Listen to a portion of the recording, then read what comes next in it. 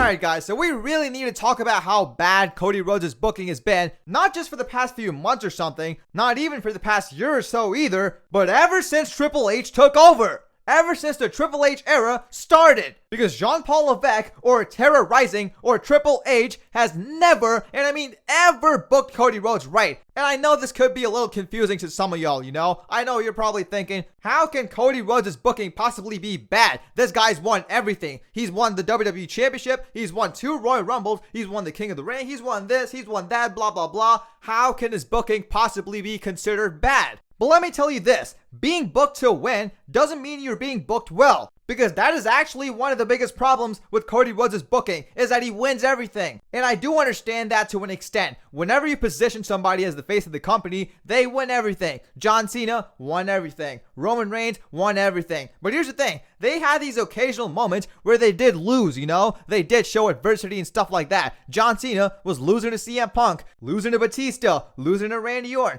Roman Reigns, he was losing to Seth Rollins, he was losing to Finn Balor. He didn't actually start going on the winning streak and being totally undefeated until he turned heel. Of course, I do think Big Dog Roman was kind of overbooked, you know, they kind of booked him to be over strong, but that's besides the point. He was still losing here and there, you know, like I said, to Seth Rollins, Finn Balor, Braun Strowman, Brock Lesnar, and all that, you know, all those guys. But Cody Rhodes, he never loses, man. They never booked this guy to lose. Let me tell you this, Cody Rhodes has never been pinned or submitted clean with no shenanigans whatsoever in a wrestling match in WWE ever since he came back. I guess you can count the Brock Lesnar one, but I don't know. The fact that Cody Rhodes had an injured arm, you know, kayfabe injured arm, I count that as a shenanigan. But yeah, he's never had an unprotected loss. Never. And like I said, I understand, you know, I do get it to an extent. Your top guys, your face of the company is always like winning everything. I get it.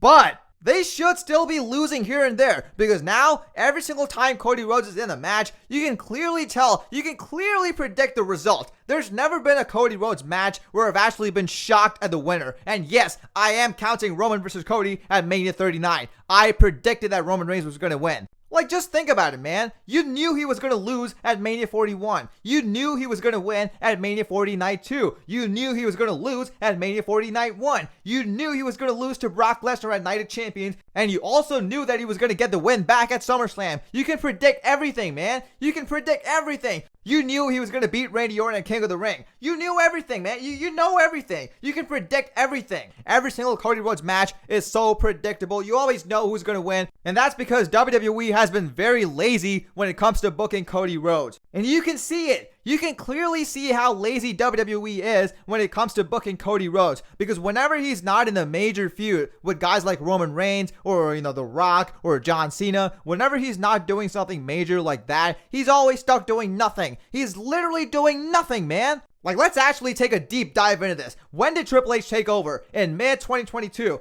And of course, Cody Rhodes was injured, so he missed the entirety of the Triple H era in 2022. So let's move on to 2023, when Cody Rhodes came back in January. How was he booked? What was he doing on the show? Nothing, man. He was just cutting these solo promos, repeating the same stuff over and over again, and he was having random matches with guys like Ludwig Kaiser because of 2 reasons. 1, because Roman Reigns was a part-timer, and 2, because Roman was busy with Sami Zayn until the Chamber. So yeah, he was stuck doing nothing until that first face-to-face confrontation with Roman Reigns. And then after that, of course, we had the Mania 39 match, the main event, where he lost, and then he immediately was put into this Brock Lesnar feud, which obviously I still have no idea what it's about. I have no idea why Brock Lesnar quote-unquote turned heel. But whatever, you know, that's not the point of this video. The point is, even then, Cody Rhodes was doing nothing. Again, just like the Roman Reigns stuff, it was just a series of solo promos of stuff we've heard already. The same things being told over and over and over again. And here's the thing, this worked in 2023 because Cody Rhodes' promos were still kind of fresh, you know, the fans were still kind of new to it, so it did kind of still feel fresh. But in retrospect, he was doing nothing. And to kill time, he was shoehorned into the Judgment Day feud as well. Like, get out of here, man.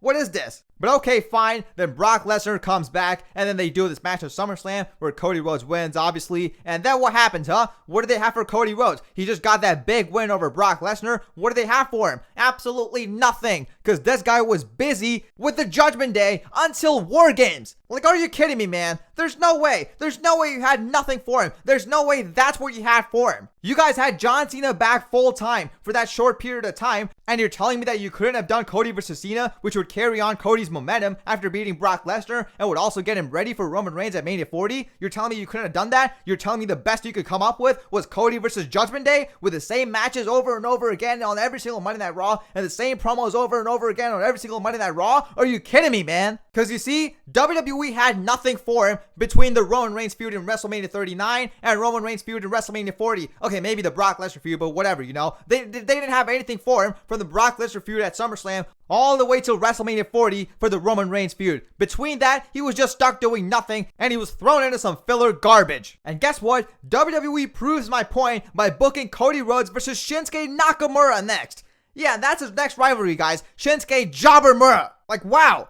You're telling me in a roster with guys like Seth Rollins, Drew McIntyre, CM Punk, Sami Zayn, you had Cody Rhodes do filler garbage with Shinsuke Jobbermura? Because obviously, you have no plans for Cody Rhodes until Roman Reigns, so you just gotta throw him into some random filler stuff. And obviously, after that, he wins the Royal Rumble, and he finally has some kind of a direction. We get The Rock back, we get Roman Reigns back, and we get this really good build up to WrestleMania 40. And that's pretty much it. Because after WrestleMania 40, after he won the WWE Championship, they clearly had no long-term plans for him whatsoever. Because they shoehorned him into the Bloodline story, into the Timu Bloodline story. Like, you see what I mean? He's always in some kind of a filler garbage storyline until he's finally put in the major storyline. Like, just think about it, man. What was this guy doing from the Royal Rumble, where he beat Kevin Owens, all the way till Elimination Chamber, where his feud with John Cena started? What was he doing? Absolutely nothing. He was just coming out here cutting nothing promos. He was either cutting nothing promos or he was not showing up at all. Like, you're telling me you couldn't have done anything? You couldn't have done a filler feud with Drew McIntyre or Jacob Fatu or anybody? I don't know. Nothing, man. Because this new WWE, this Triple H run WWE, it's so protected, it's so safe, there's no risks whatsoever. And there's actually a reason why WWE's doing this. There's a reason why they have Cody Rhodes sitting around doing nothing for the majority of his career. Triple H revealed in the WWE Unreal documentary that he wants his top stars to barely wrestle, to barely show up. Because, you want to make the times that they do wrestle and do show up special, feel special for the fans. And it makes no sense, man. It makes absolutely no sense. That works for guys like, maybe Roman Reigns, like John Cena, or maybe CM Punk. Like Brock Lesnar, for example, back in like 2017 or 2019, stuff like that. These guys are attractions. They are going to be the ones that barely show up. But whoever you're trying to, position as the face of the company, they got to show up. They got to wrestle consistently. They got to be cutting good promos consistently. That's the main part, the consistency. Because if you're not consistent, if you're not,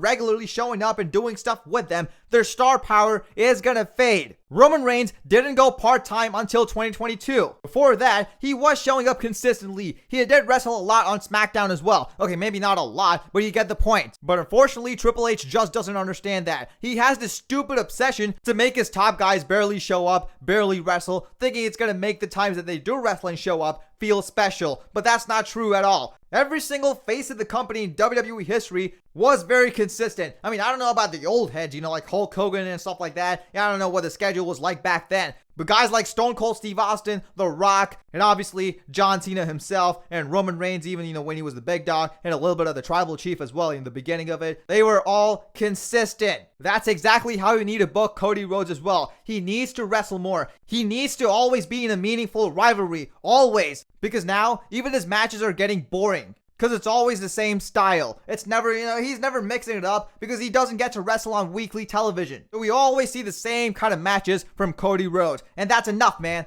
That's enough. There's no reason why they gotta gatekeep Cody Rhodes like this. And honestly, if this continues, if Triple H's booking, this kind of booking pattern of Cody Rhodes continues, then it's bad not just for the future of Cody Rhodes' career, but also for the future of WWE. And with that being said, thank you for watching this video, guys. Let me know what you guys think in the comments below, and I'll see y'all in the next video. Peace out.